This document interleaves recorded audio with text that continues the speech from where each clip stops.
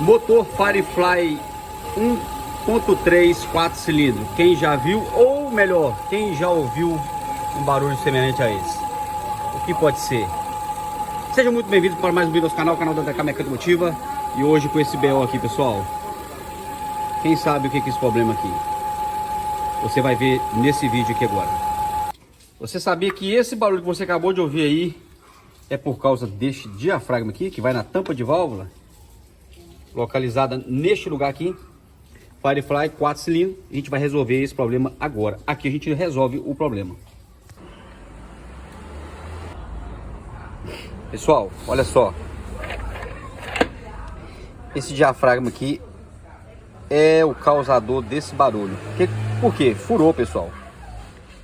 Furou o diafragma, furou essa peça aqui. Ele vai fazer aquele barulho que vocês viram ali, que parece um barulho de rolamento, parece um barulho de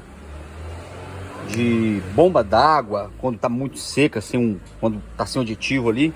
Então a gente vai substituir, colocar e funcionar para vocês verem, a gente confirmando aí que é um defeito simples. Aqui a gente retirou a tampa porque vamos trocar também a junta da tampa de válvula, aproveitando que vem um kit, né?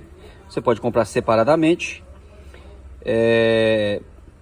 a junta desse diafragma. A gente vai substituir o diafragma mais a junta da tampa de válvula. O diafragma já está no lugar, na tampa certinho, a gente substituiu, descarta isso aqui. Agora nós vamos colocar a tampa de válvula, a junta da tampa e finalizar. Tá aí, pessoal, o carro montado, junta no lugar, diafragma ou flange, do jeito que você quiser falar, mas é um diafragma que vai na tampa. Tá no lugar, tampa montada, e agora acabou definitivo o barulho. Apenas o diafragma faz todo esse barulho, no caso desse motor Firefly com essa tampa, com esse modelo. Certo? Gostou do vídeo? Curta, compartilhe, se inscreva no nosso canal, ajude nosso canal a fortaleça compartilhando o vídeo. Se você gostou, deixa um like aí. Forte abraço.